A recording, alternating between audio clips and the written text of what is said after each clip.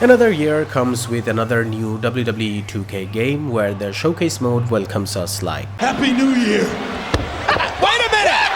Triple H! This mode has been around for quite some time now as a pretentious walk down memory lane where you get to play historic matches and recreate historic moments from those matches. But in practice, these showcase matches are filled with checklists of grueling, meaningless tasks meant to micromanage you to hell in order to give you a false sense of interactivity. The mode had always been superficial, boring and grindy. Although this year in 2K25 they reduced the number of tasks in the matches and made some other minor changes which reduce some of the tedium, but still this mode fundamentally remains to be an absolute festival of busy work that has zero fun factor. And worse, the first thing you pretty much must do after buying the game is play and complete this showcase mode, since a significant number of superstars, arenas, belts, etc. can only be unlocked by completing it. As far as wrestling game modes go, I think the showcase mode has some glaring issues that make it fatally flawed. Let's discuss some of them. Who chose you?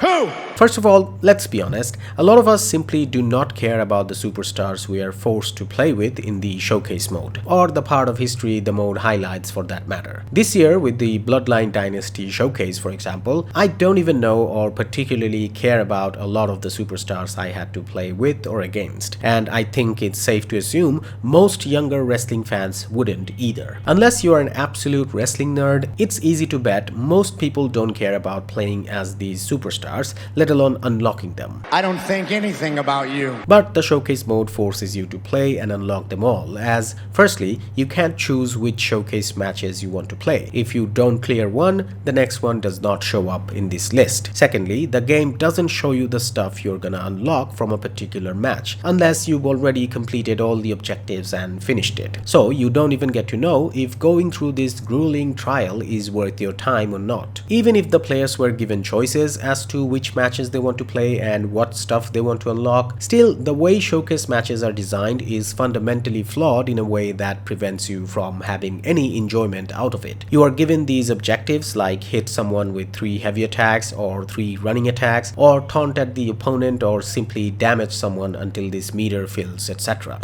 Since you might miss out on unlocking something from a given match if you don't complete every one of these objectives, you are heavily incentivized to strictly focus on fulfilling these, which robs you of any free will during these matches. As a result, the whole match feels like a long tutorial where you just blindly try to replicate the instructions so you can get to the finish line. You must think I'm an idiot. These objectives don't serve any real purpose other than, I guess, just making you feel that you are not playing an exhibition match from the main menu, and sometimes to trigger cutscenes that give you a sense of being immersed in the story, I guess. Yeah, it doesn't work. Maybe you're not quite the game that you think you are. This design philosophy of the showcase mode matches, in my opinion, renders them unplayable. Not to mention, it forces various other gameplay quirks on you, which further exasperates the situation. Like this one, for example, where I was instructed to position the enemy in a corner and strike 3 times. I, of course, had to solely focus on getting the enemy in the corner, since doing anything else would not move the match forward. But I don't know if these Steiner bros are supposed to be already injured or they're just too brittle. They kept getting bounced back and not stick to the corner. Of course, making the opponents face the corners using the analog stick itself proved to be quite tricky, as usual. Was this fun? Absolutely not. This one objective alone was enough to bore and frustrate me to the point that I almost quit out. I quit! Pretty much every match in the showcase mode contains meaningless, hand-holdy, frustration-inducing objectives like this. And also, these objective messages / instructions have these unnecessary, I don't know what to call it, flavoring. Like for example, in this 5-woman ladder match, this instruction pops up which says, "It won't be easy, but there's only one thing left to do. Climb the ladder and become the first ever woman to win Money in the Bank." And then it gives you the actual instruction that you need to follow. Now, I'm out here playing against 4 CPUs. My eyes are locked where the action is taking place. Do you think I have time to read these flavor texts? And the answer is No. This year, they tried to introduce some excitement by giving you a short window to fulfill some of these objectives. Of course, these timed objectives also come with flavor texts. So, the only sane thing to do is, when you see a message popping up that contains a timer, pause the game, read the instruction from the pause screen,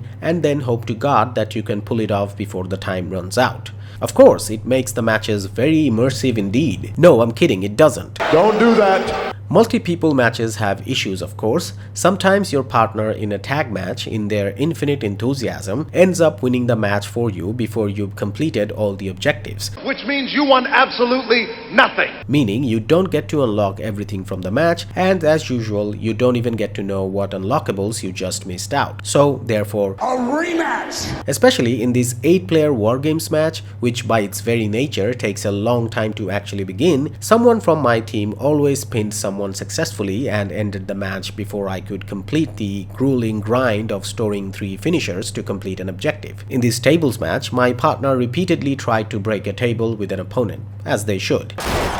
But since every time they did it before I could complete all the objectives, I had to restart the match a couple of times and willfully sabotage the game and throw the tables away, just so that the match lasts longer and I get to complete all the objectives. Well, enough is enough, and it's time for a change! In conclusion, I sincerely feel that WWE games could do much better than this boring showcase mode, since they've already done it like 20 plus years ago. So I've been doing some research. Let's look at SmackDown Here Comes the Pain from 2003 for some inspirations. There's a season mode here where, unlike the showcase mode, you can pick any superstar you want and play out your own story. There are sort of RPG elements which makes playing these stories a lot of fun because you kind of get to freeform your storyline based on how you react to other superstars and how you perform in the matches. You can organically form feuds or alliances with other superstars, talk to your GM and ask for title matches, you can piss someone off and lose respect, or you can show your guts and earn respect. The matches don't have any hand-holdy objective list. Instead, you're free to play however you want, which allows you to actually enjoy the matches. You can win and drive the story one way, or even if you lose, the story would continue and take its course accordingly. On a regular basis, you are offered choices that determine how the story goes. Random people would attack you and form instant rivalries. You can beat someone up because they talked shit about your expensive car, and that could evolve into a car-flipping hardcore feud. You can even challenge Vince McMahon himself by randomly bumping onto him in the parking lot and get thrown into a 3-on-1 handicap match against him. Why not? This game from 2003 gives you all kinds of freedom and choices so that you can craft your own fun and feel like you are living as your favorite superstar navigating an actual career inside the WWE. Can I get a hell yeah? Here Comes the Pain handles unlockables way better than 2K25 by, again, giving you choice and control. It shows you a list of unlockables with clear description, and instead of tying these to undesirable mandatory matches like the showcase mode, Here Comes the Pain makes these items purchasable through money you make by simply playing through the season mode. If you win matches, you make more money. If you lose, you make less. Making unlockables purchasable this way lets you choose what you want to unlock and how much you want to grind for unlocking them. Are you boys ready for the grind?